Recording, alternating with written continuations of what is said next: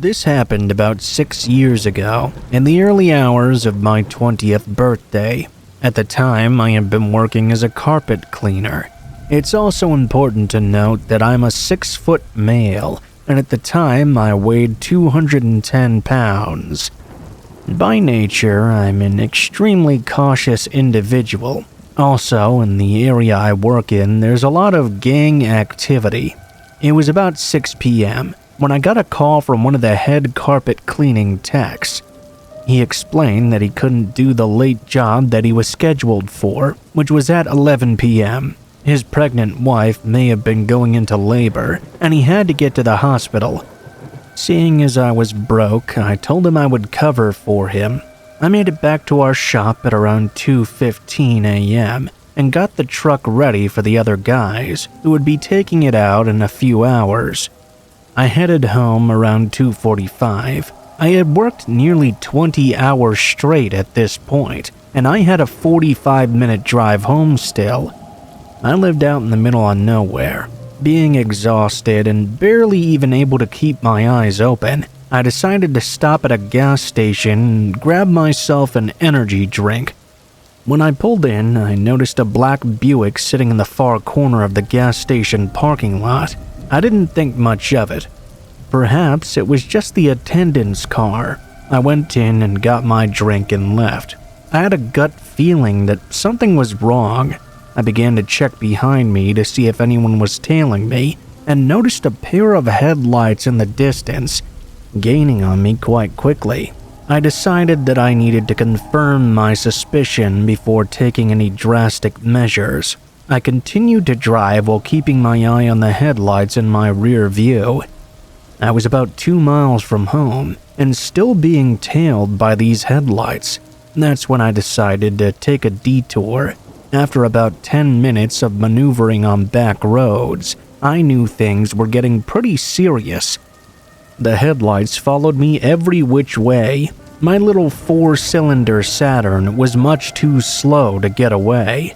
Now fearing for my life, I knew I had to try and get control of the situation, as well as not lead my pursuers to my home. My sister and her 2-month-old son were staying there at the time. At the next stop sign, I put my car in park. I grabbed my military-grade knife out of my left jacket sleeve and grabbed a pistol I kept in my car for protection as well. I prayed I wouldn't have to use them.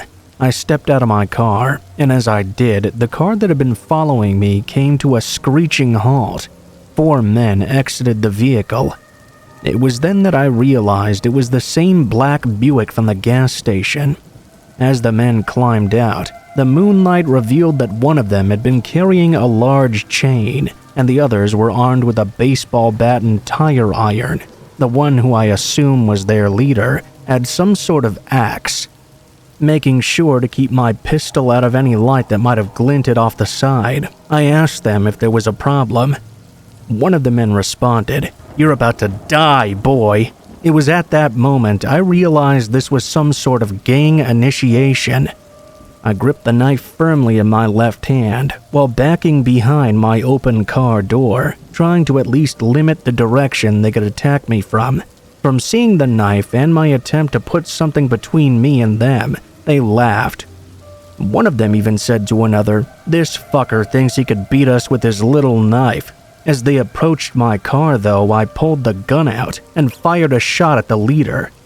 These hardcore badasses quickly turned into scared little rabbits, now hightailing back to their car. "You little fuckers picked the wrong guy to mess with. Now get the hell out of here before I put a bullet in all of ya." They fumbled back into the car and hauled ass. As they sped away, I was able to get the clear vision of the plate number. I called the police. After getting off the phone with the operator, I got back into my car. I made it home at around 4 a.m. and passed out. When I woke up a few hours later, I called the police station to see if they had any leads. It turns out the car had been stolen, and they were unable to locate it. As far as I know, the car has never been found, and the 4 hoodlums were never caught either.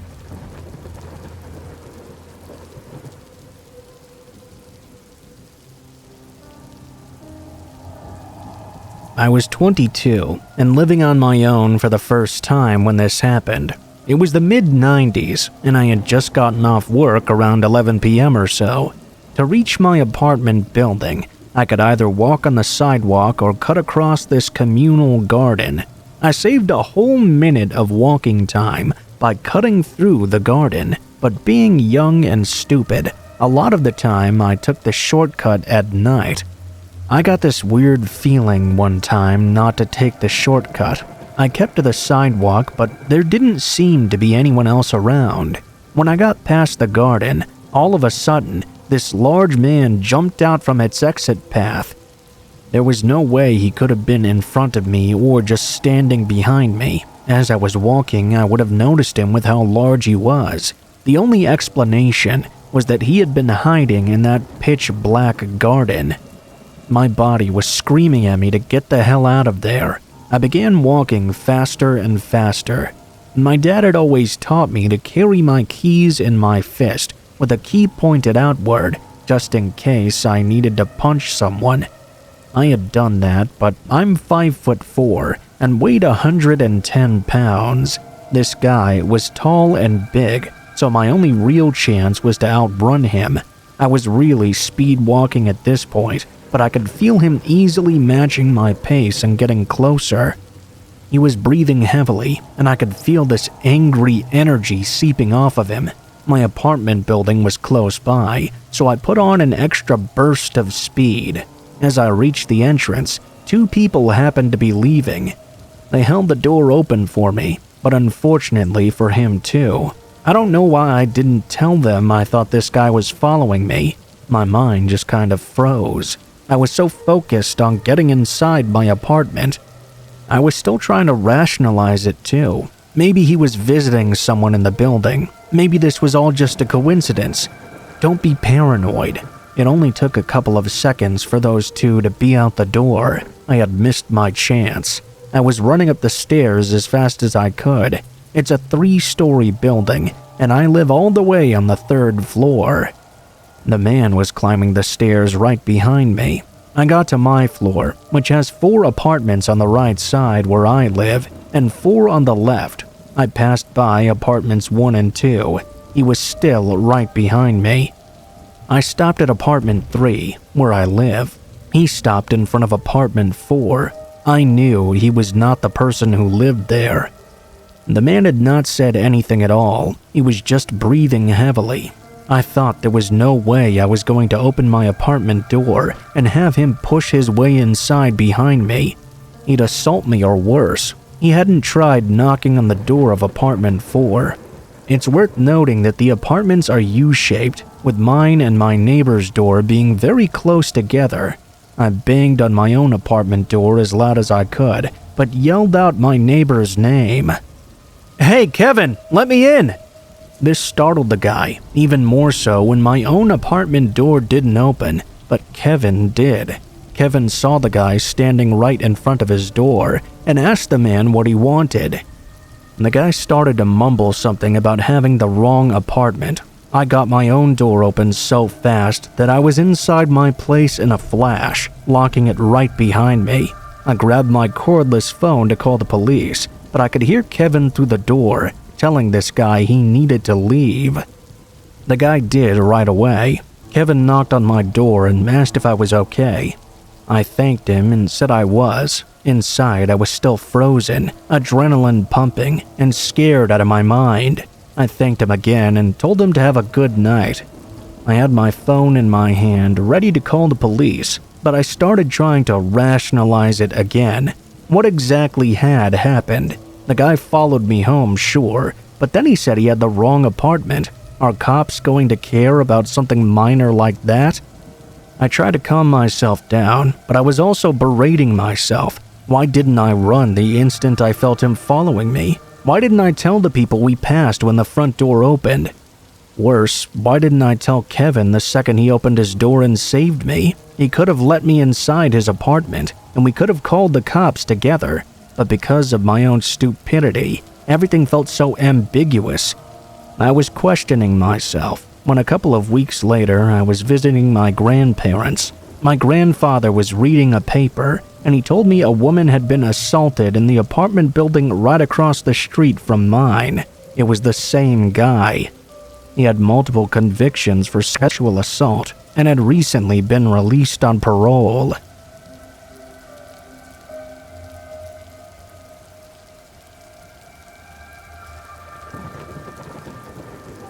I used to work at FedEx and was a delivery driver. This was many years ago now, but I'll never forget it. I drove for them for almost 5 years. It was a pretty good job in all honesty, and I got paid fairly decently as well. I've always enjoyed driving and considered myself to be pretty good at it. When I worked for FedEx, I also worked pretty close to the city. I would be assigned to a certain area usually, and then deliver packages there. I had a route where I would make anywhere from 60 to 100 deliveries a day. Sometimes, most of it was smaller packages to houses and apartments. Every now and then, there would be a larger package. My truck was the standard size, so it was kind of big. At first, driving it down some of these streets was pretty tough, especially near the city. There can be a lot of cars parked on the side of the street, and some streets are very narrow. Eventually, I got the hang of it and drove everywhere with no problem. One time, I was working a little bit later. My route took a while longer than usual, and by now it was around 7 p.m. or so. I was almost done, but I still had more stops to make. After stopping and dropping off a package at one residence, I began driving to my next stop. I drove down a narrow street that was pretty quiet. A car was driving behind me at that point. I remember that I went down a couple of other streets, and probably 5 minutes later, I turned into the quiet back area of an apartment building. When the car that had been driving behind me the whole time turned in there as well, I found it quite strange. I had delivered to this apartment building before, so I knew that packages were delivered in the back. It was basically little more than an alleyway. The building had an actual parking lot out front, as well as underground parking. It was confusing the first time I delivered there, but I quickly found out how things worked around here. I delivered the package, then started to get back in my truck. I saw the car was still there right behind me. It was parked as if waiting for me to do something. It was a 4-door sedan, silver in color. I didn't catch a good glimpse of who was driving. They surely had enough space to go around me, so this was really weird. When I started going again, they started to drive after me once more. I wondered if they were trying to follow me for some reason. I turned out of the street behind the apartment complex, making a right. This road was very narrow. The side of the apartment was to the right-hand side, and there was a park area with the sidewalk to the left. All of the cars were parked on the right side of the street. The road was very quiet, and there didn't appear to be any other people in sight. Other than the parked cars, there were no signs of anyone around. That is, until I started to drive down it. Suddenly, a car in front of me that had been parked turned left. The car then stopped completely, blocking the entire road. I had to stop my truck. I was wondering what on earth this person was doing. Meanwhile, the other car was still behind me. I was now completely blocked in. After the car in front of me didn't move for 30 seconds, I sensed trouble. 2 of the back doors opened from the car that was in front of me. I saw these guys start to get out and walk towards me. It was in that split second that I made a decision. I turned my truck to the left and started driving. It was a tight fit. I bumped up onto the sidewalk a bit, but I made it around the car. Luckily for me, the curb was a little lower than some of the other ones. I didn't know if I would make it for a second, but once I got around the car, I jumped back onto the road, then sped up and turned to the right down the next street. It was much busier. The cars remained back behind me on the other street. After that, I was able to finish my route just fine, which had already been running late. I was watching behind me the whole time, but I didn't see those suspicious cars again. Looking back, it must have been some kind of setup. I'm still impressed that I was able to maneuver around it like that. I no longer work for FedEx, but I'll always remember that night.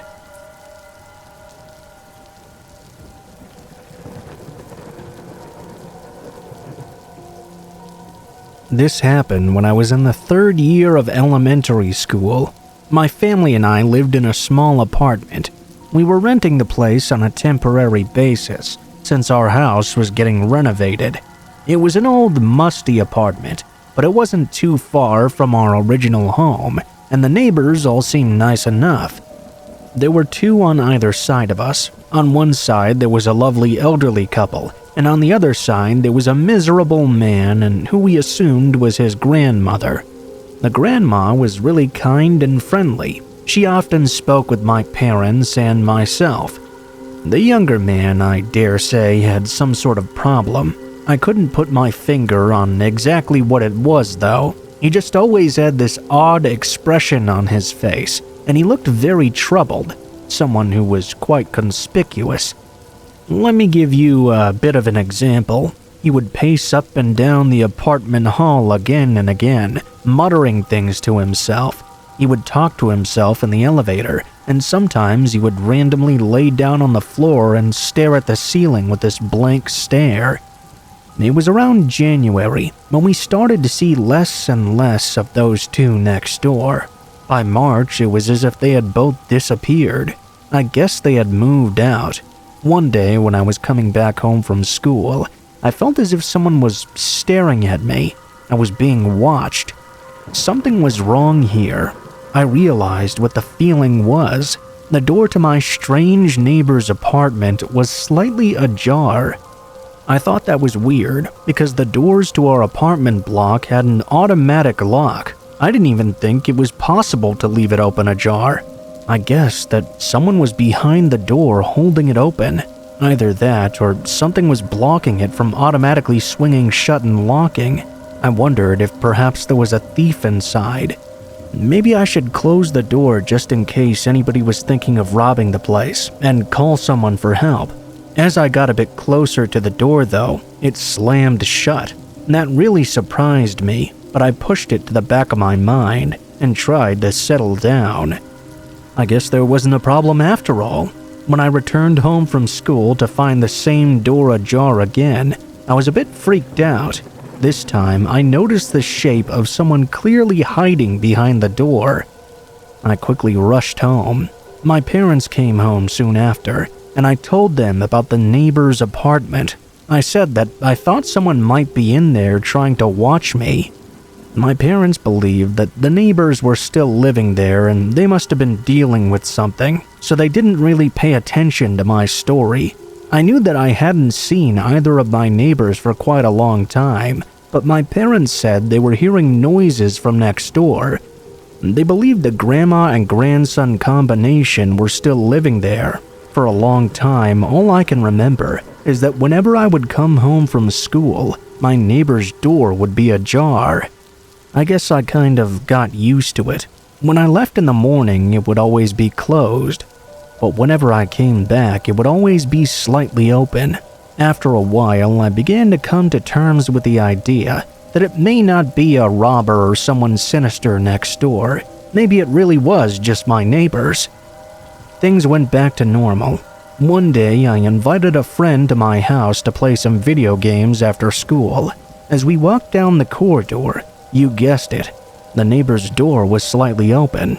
I didn't even pay it much mind at this point. This time though, when we were walking past the neighbor's door, an arm burst through the gap in the doorway and grabbed me. I was being pulled into the neighbor's apartment. I was jerked violently into the doorframe. I screamed and tried to make as much noise as I could. I resisted with all my might. My friend came to my aid. He had one of those hand forks, you know, the kind you use for digging in the garden. He jammed it down into the stranger's arm. A voice screamed from the other side of the door, and suddenly the arm retracted. At this point, my friend and I ran as fast as we could into my apartment. We locked the door behind us. We were so happy to be safe inside, but I was too terrified to ever think of going outside again in that moment. We thought of calling someone, but we didn't know who to call. For some reason, I remember thinking we might get in trouble if we called the police. We tried to distract ourselves by playing the game we were supposed to play, but we weren't really in the mood anymore. At about 5 o'clock, my mother came home. I explained what happened and began to panic when she didn't believe me. It was only when my friend backed me up that she finally believed us. It got late and my mother drove my friend home. I didn't know this at the time, but my friend told me at a later date that when they walked past my neighbor's apartment door, it was ajar. My mother called the building owner to complain and make him aware. I overheard the conversation while I was watching TV. I was relieved when my dad came back. He said not to go outside because he'd forgotten something. Suddenly, a cacophony of noise roused from next door. Later that night, everything went back to normal. I had dinner and a bath and got ready for bed. Something was a bit different though. I didn't see my dad at all that night. From that day forward, I never saw the next door neighbors again either. To this day, I don't know if it was the neighbor that grabbed me and tried to pull me into that apartment, or if it was some other stranger using that place without permission. My dad won't tell me what happened. Being my curious self, I asked the landlord about what happened. I found out that when he went over to check the next door neighbor's apartment, he found a large number of photos taken of young boys. Not photos where they were happy and smiling, but photos taken when the children in question obviously weren't looking. Photos taken secretly, taken through the gap in the door. There were a fairly significant number of photos of me. It really scares me that whoever that person was could still be out there, doing the same thing to someone else. The creepiest thing the landlord said to me was that when he went inside, he discovered a noose suspended from the ceiling. What did that person have planned for me if they had successfully dragged me into the apartment?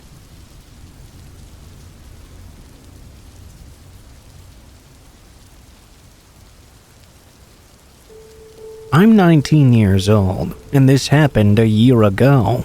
I'm an only child. For my whole life, we lived in the same house, in a very average neighborhood. Last year, after I finished high school, my parents chose to move us to a new place, a few hours away in a less city-like town. They had talked about it a lot, so it's not like it was a big surprise or anything, but moving away from where I was used to being was very odd for me, especially with the house being so drastically different. It was still technically in a neighborhood, but it had a ton of land around it. Rather than the houses being right up next to each other, they were separated by a few acres of forest in between. Anyway, a couple of weeks after moving in, my parents went on their yearly business trip together, flying across the country and leaving me to watch the home. I was obviously old enough, but it was still a bit unsettling to be in the new place all alone for the first time. It was summer too, so I didn't have any school or anything that I could do to distract myself. I was just spending all day at the house. The first day went by slowly, as I tried to keep myself entertained with YouTube and Netflix. I began to run out of things to watch. On the second day, I spent a little while outside on the chairs, just observing the scenery. It wasn't long before I noticed a man by the street. Our driveway was big, so the street wasn't exactly close to our home, but he was standing right next to the entrance of our driveway, kind of hidden amongst the trees a little. He was looking right toward me. I lifted my hand and waved, thinking this man must be a neighbor of some sort. The man immediately looked away, as if he was trying to pretend like he wasn't just looking at me. It was quite the odd behavior. He walked away immediately after. I waited for a few minutes to see if he'd come back, but then I went inside. I didn't think too much of it, going about the rest of my day playing video games and making a frozen meal for dinner. I stayed up a bit later than usual that night. I can't say the exact time, but I think it was around 1 or 2 a.m. When I finally went upstairs and got in bed, I had some trouble falling asleep. I was laying down with my eyes closed for almost an hour. It was just as I felt like I might be able to fall asleep that I heard something strange from downstairs. It sounded like footsteps walking up onto the porch outside. I opened my eyes and listened in carefully. There was a soft click and then the loud creak of the front door opening. I sat there in terrified silence, in a state of shock. I didn't know what to do. I heard the footsteps enter the house, then walk through the hallway downstairs. They were very slow and quiet, obviously trying to keep their presence unknown. I got out of bed and moved over to the door. I locked it and then went to the corner of my room, hiding behind the bed frame. The person continued to walk around downstairs, barely making any noise. There was a long period of silence before I heard the sound of the staircase creaking, then moving closer to the top of the stairs. My heart was beating so fast, I stared at the bedroom door in horror. I saw a shadow move right under it and stop right outside my door. They stood there for an entire minute, probably listening to see if I was in the room. Finally, they walked away, going down the hall and up to the master bedroom. I didn't hear the door open, so I assumed they did the same thing, standing outside the door and listening in. He started to walk back toward my room. I saw the shadow move past my door, and then the footsteps quietly descending the stairs at a quick pace. They went straight for the front door, leaving the house. It was then silent again. I must have stayed in my room completely still for 30 minutes, thinking it was a trap of some sort. I thought surely this guy must be still hiding in the house, waiting for me to emerge or make a sound. When I finally got the courage to leave my room, I walked downstairs and saw the front door wide open. There was nobody anywhere in the house. I called the police and my parents, but as you can assume, they didn't find much. They aren't sure how the person unlocked the front door, but we of course changed the locks immediately and added a chain bolt as well. I don't know if the person who broke in was the same person I'd seen watching me earlier that day, or if it was someone else. The person's intentions are unknown. My parents think that maybe when they came inside and saw the master bedroom door was closed, the intruder must have thought they were home and didn't want to risk going forward with whatever they'd planned to do while someone else was home. What the person was truly planning will likely never be known.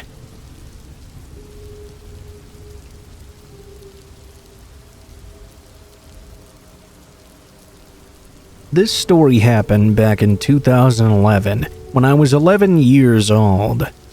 My sister, who has autism and is nonverbal, was 9 years old at the time. We lived in a gated community, and there was a vending machine right near the manager's office. I was able to save up some quarters I had and asked my mom if my sister and I could walk over to the vending machine and grab some snacks. My mom said yes. I had to help my sister put on her shoes. She knew we were going to get some snacks, and she had the biggest smile on her face. As we started walking toward the main street that led to the manager's office, I suddenly stopped walking as we reached the end of it. I noticed a van was about to leave, so in order to feel safe when I was crossing the street, I wanted the van to go first. As the van was passing by us, it went very slowly. I was able to see the man who was driving. This man, since the very moment he saw my sister and I, had his eyes glued to us. I didn't notice this at first. I immediately grabbed my sister's wrist as he was driving, noticing that instead of looking at the road, he kept his eyes right on us. Instead of continuing down the street to leave the community, he made a left turn and drove into the street that was next to ours. From where I was standing, I was actually able to see between the houses. The man who was driving stopped his van, and another man who was in the passenger seat got out. I hadn't even noticed there was another man when he was driving by. The man who got out started walking toward the main street. I was sure he was going to come to where my sister and I were standing. The man who was driving started to reverse the vehicle at this point. Since I was already holding my sister's wrist, I turned around and started running. I don't know what was louder, the sound of our cheap dollar store flip-flops hitting the ground as we ran, or the sound of my heart beating. I thought one of the men would grab us at any moment. My sister was laughing her heart out because in her mind we were just playing a game. We made it back to our house. Thankfully, I hadn't locked the door before I left. I made sure my sister went inside first. I hid behind my mom's car and checked to see if the man would pass by. He did. A couple of seconds later, the van also passed by. After another couple of minutes, I walked out to see that they seemed to be gone. I stood there, realizing just how innocent my younger sister's mind was. In her mind, there had never been any danger. There was no such thing as bad or evil. But in my mind, I'm 100% sure those two men were going to take one, if not both of us. I know some of you may say something like, well, what if they just wanted to ask you a question? But the way the man was looking at us didn't seem friendly at all. It was like we were their prey. I'm glad that even though I was so young, I knew that something was wrong about that situation.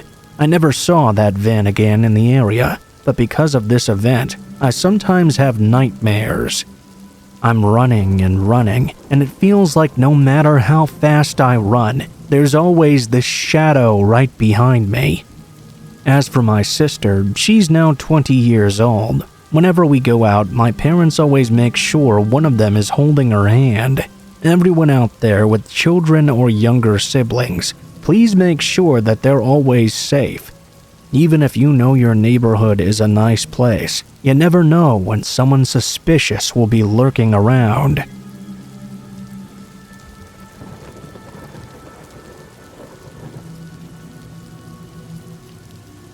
When I was in college, I used to leave my dorm room door open. Most of the time, my roommate was in the room with me, or my best friend was right next door.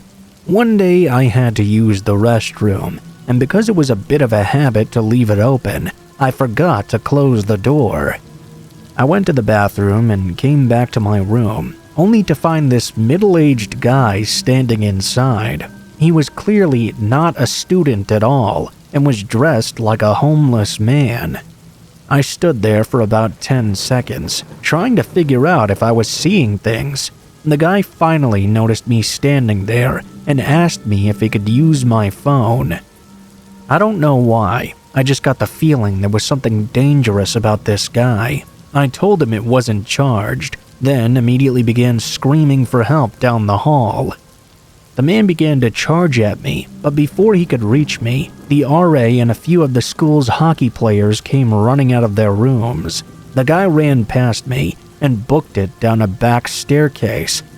I immediately called the cops, and they showed up within a few minutes. They asked for the guy's description, and I gave it to them. They started searching the other dorms in our quad. He was found in another building shortly after, trying to break into someone else's room. Turns out he had a record for breaking and entering, felony assault, and battery with a dangerous weapon. Armed robbery was in there somewhere too, I think. I got a letter in the mail about 5 years ago, letting me know he was up for parole, and asking if I'd like to give a witness impact statement. I decided that was not such a good idea.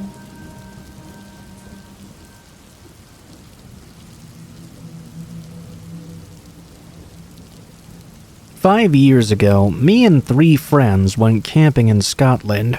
Everything was fine until it got dark, and we decided to walk to the old graveyard at the campsite.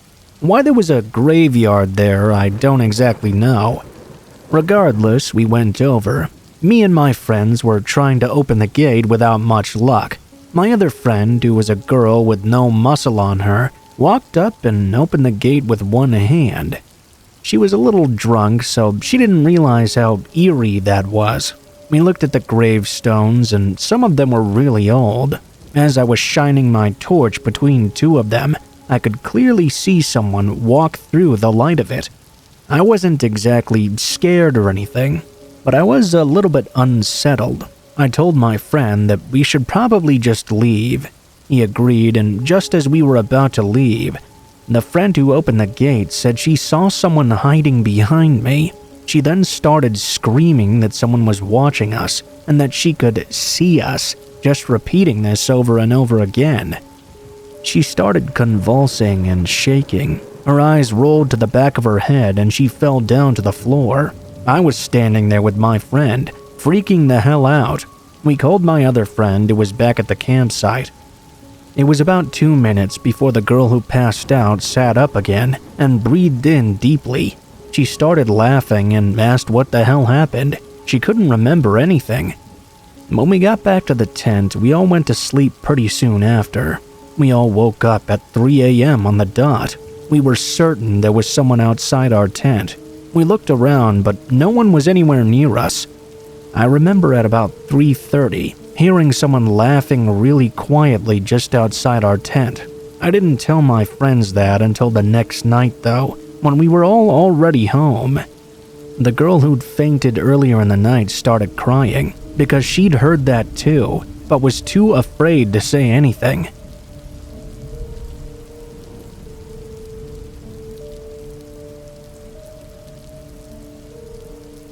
I was working at a restaurant in NYC at the time, so I would usually get home quite late.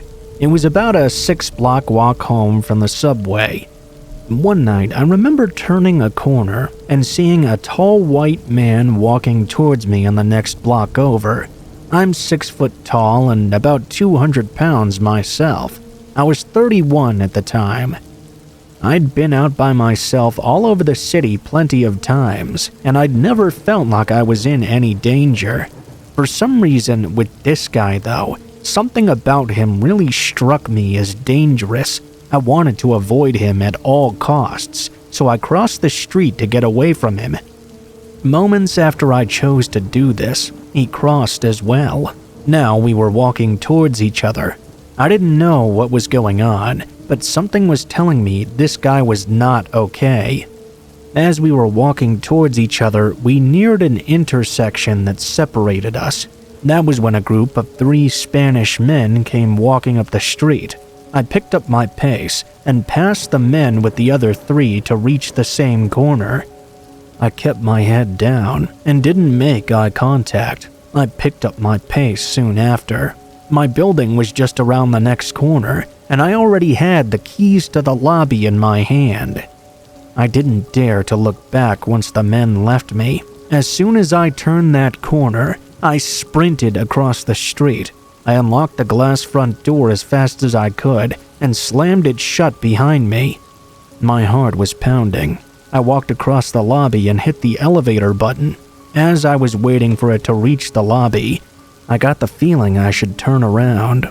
Right outside the door, watching me wait for the elevator, was that same tall man.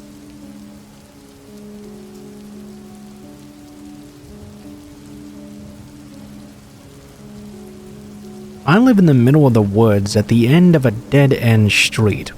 It's just outside Clemson University. I stay there with a good friend who's also a guy. I do this because the rent for this 2-bedroom apartment is $250 flat each, a real steal.